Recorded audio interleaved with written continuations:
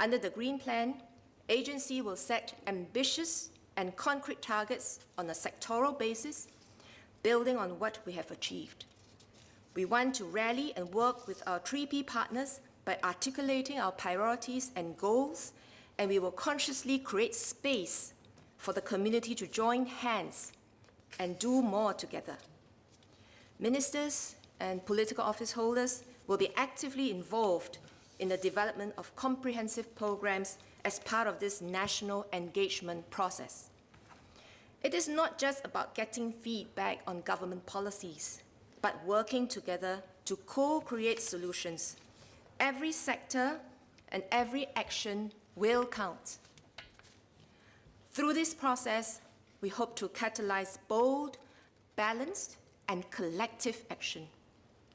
Bold, that we push the envelope on all fronts, challenging ourselves to do more in spite of our national circumstances and constraints.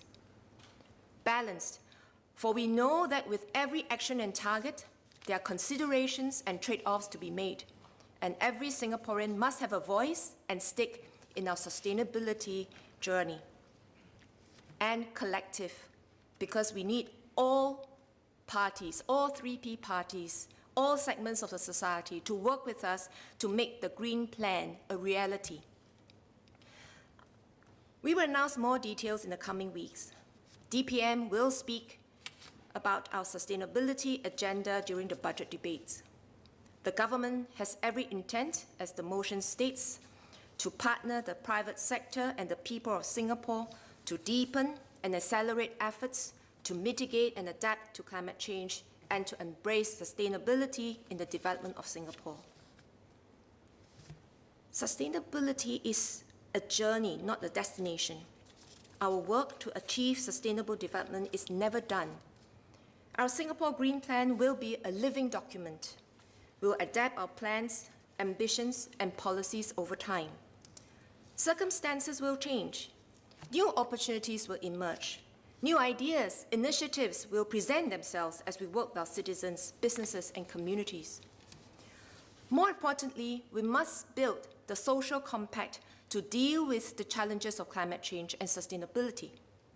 Just as we have come together to fight the COVID-19 pandemic collectively, we will need to act with the same sense of solidarity and make collective, informed decisions on the steps we will take to achieve sustainable development as a society.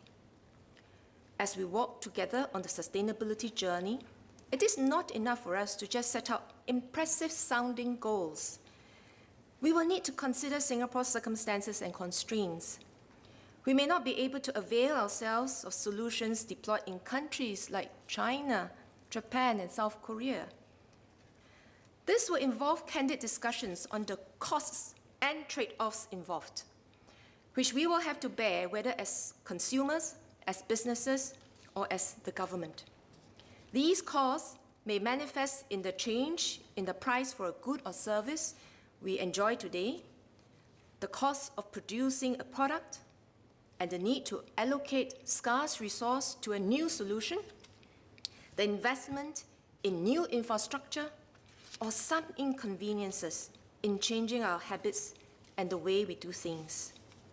These costs are not a given, as they can be mitigated by the choices we make. As individuals, we can consume less, use less air conditioning, and recycle more.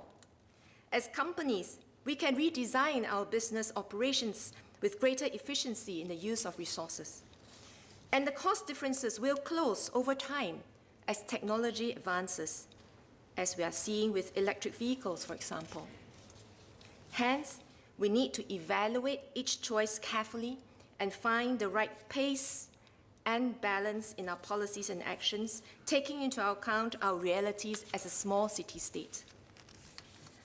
Trade-offs we must make and changes we must pursue, for the consequences of not doing so will inflict on us costs that are many times greater in the future.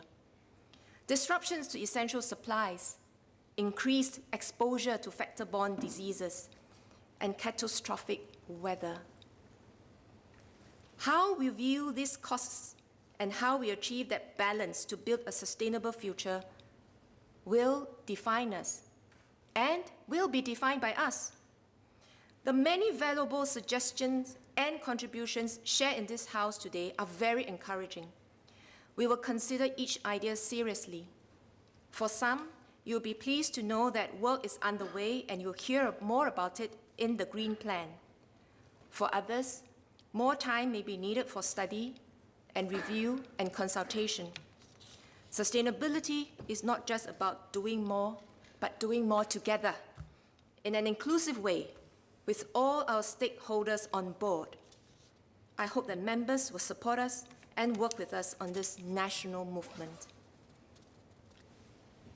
It is often said that the best way to predict the future is to create it. Climate change requires us to envision a new future and be prepared to give up the old to embrace the new.